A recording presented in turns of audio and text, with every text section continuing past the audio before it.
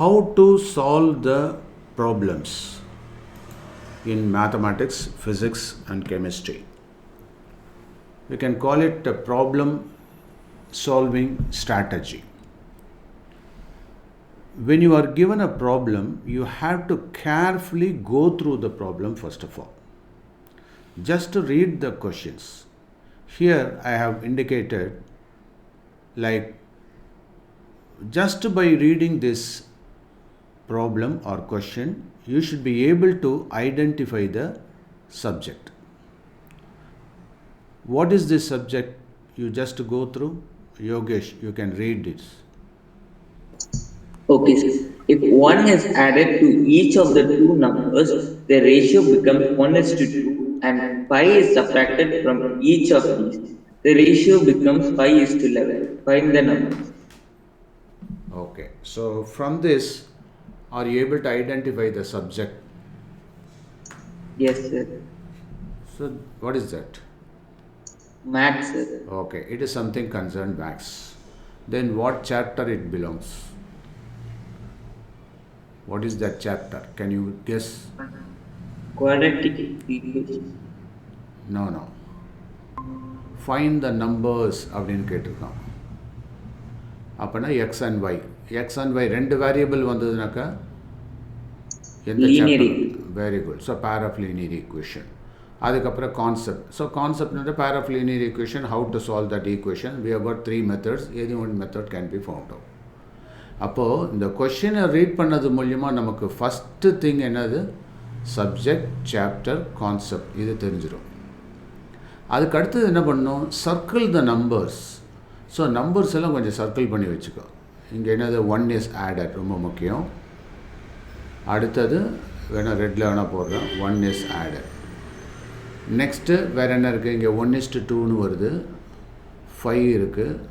இந்த டேட்டாவெல்லாம் நம்ம வந்து செலக்ட் பண்ணி மெயினாக மார்க் பண்ணி வச்சுக்கணும். அது ரொம்ப இம்பார்ட்டன்ட், மிஸ் பண்ணிடக்கூடாது.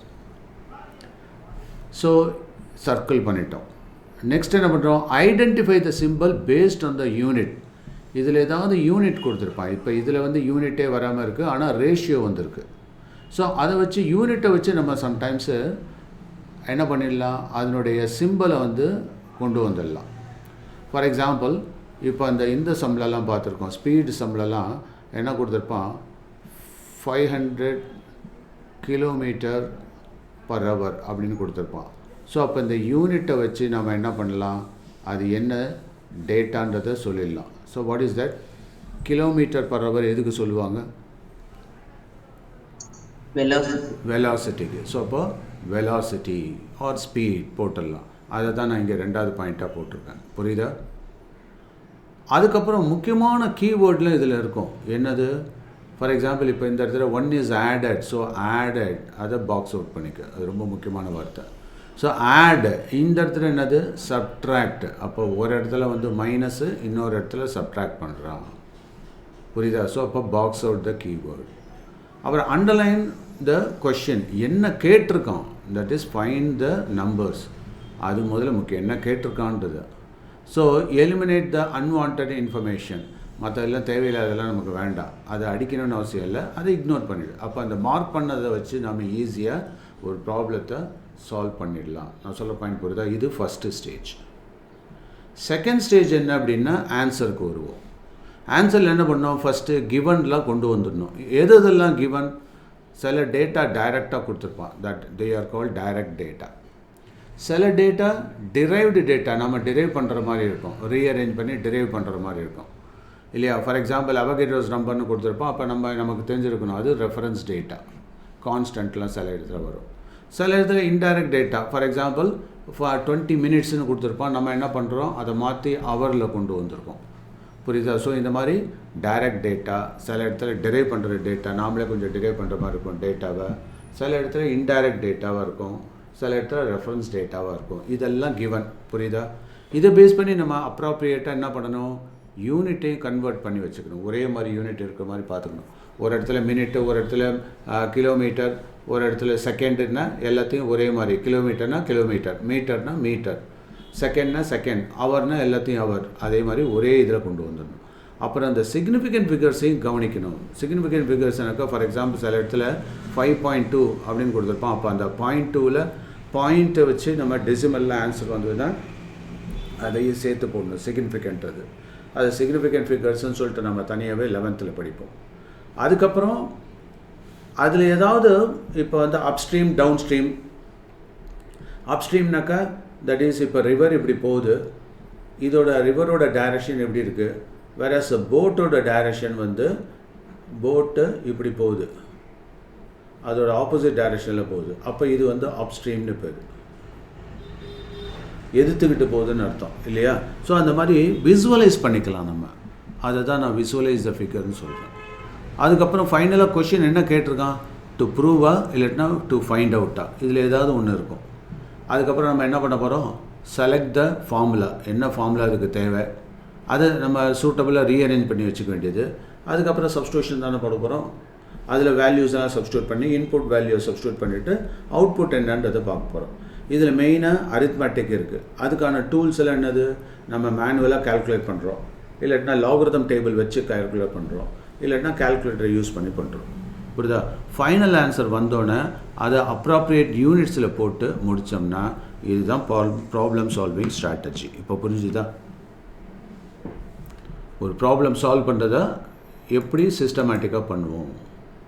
இதை தான் என்ன சொல்கிறாங்கன்னா குடோஸ் அப்படின்னு பேர், குடோஸ் மெத்தட் அப்படின்னு பேர். குடோஸ் அப்படின்னா என்ன, KUDOS. K stands for knowledge. I'm sorry, knowledge இல்லை, known அப்படின்னு அர்த்தம். known, what are the known factor, அதுதான் given, அதை எழுதிக்கோ. அடுத்தது U, unknown என்ன, what is asked, கொஷினில் என்ன கேட்டிருக்கான் அதை கிளியராக போடணும். அதுக்கு அடுத்தது D stands for definition. டெஃபினிஷனை என்ன கான்செப்டை யூஸ் பண்ணுறோம், என்ன ஃபார்முலா யூஸ் பண்ணுறோம், what is the concept, what is the formula, அதை கரெக்டாக நம்ம அப்ராப்ரியேட்டாக போடணும். Okay. And output, O stands for output அப்படிங்கிற பட்சத்தில் இங்கே அதை சப்ஸ்டியூட் பண்ணி அவுட்புட் என்ன அப்படின்னு எடுக்கணும். புரியுதா? For example PV is equal to nRT அப்படின்னு ஃபார்முலா இருக்கலாம், ஆனால் அவன் V தான் கேட்டிருக்கான், V வந்து என்ன அப்படின்னு கேட்டிருக்கான். அப்போ நம்ம அதுக்கு தகுந்த மாதிரி அரேஞ்ச் பண்ணி V is equal to nRT/P அப்படின்னு எழுதிட்டு அப்ராப்ரியேட்டாக சப்ஸ்டியூட் பண்ணுறோம், வேல்யூவை சப்ஸ்டியூட் பண்ணிட்டு நம்ம போட்டுறோம். அதுக்கப்புறம் ஃபைனல் ஆன்சர் அதை பக்காவாக யூனிட்டோடு சேர்த்து எழுதணும். அதுதான் substantiation of answer is called substantiation. Justify பண்ணணும் அந்த யூனிட்ஸ் அப்ராப்ரியேட்டாக இருக்கா அப்படின்னு சொல்லிட்டு. ஸோ இந்த யூனிட் ஒர்க் அவுட் பண்ணுறப்பே நம்ம என்ன பண்ணோம், ஃபார் இன்ஸ்டன்ஸ் இப்போ R வேல்யூ கேட்டது தான், அப்போ நம்ம என்ன பண்ணுறோம், PV by என்ன பண்ணுறோம் NT அப்படின்னு வருது. ஸோ இதோட வேல்யூ எதில் வரும், R வேல்யூ என்ன கால்குலேட் பண்ணுறோம், அதோட யூனிட் எப்படி இருக்கணும், P அப்படின்றது அவன் என்ன சொல்லியிருக்கான், ஃபார் எக்ஸாம்பிள் அட்மாஸ்ஃபியரில் இருந்ததுனாக்கா அட்மாஸ்ஃபியர், V லிட்டரில் இருந்தாக்கா லிட்டர். அடுத்தது இங்கே என்னது, N நம்பர் ஆஃப் மோல்ஸ், வெறுமன mole, T temperature in kelvin. அப்போ இந்த ஆரோட யூனிட் எதில் வரும் ஃபைனலாக வரப்போ, that is litre, atmosphere, per mole, per kelvin. புரியுதப்போ? ஸோ இந்த மாதிரி அப்ராப்ரியேட்டாக யூனிட்டோடு சேர்த்து சப்ஸ்டான்சியேஷனை you have to justify the answer appropriately with significant figure, அப்புறமேட்டு வித் அப்ராப்ரியேட் யூனிட்டு. ஸோ இதெல்லாம் பர்ஃபெக்டாக பண்ணணும். ஓகேவா? புரிஞ்சுதா?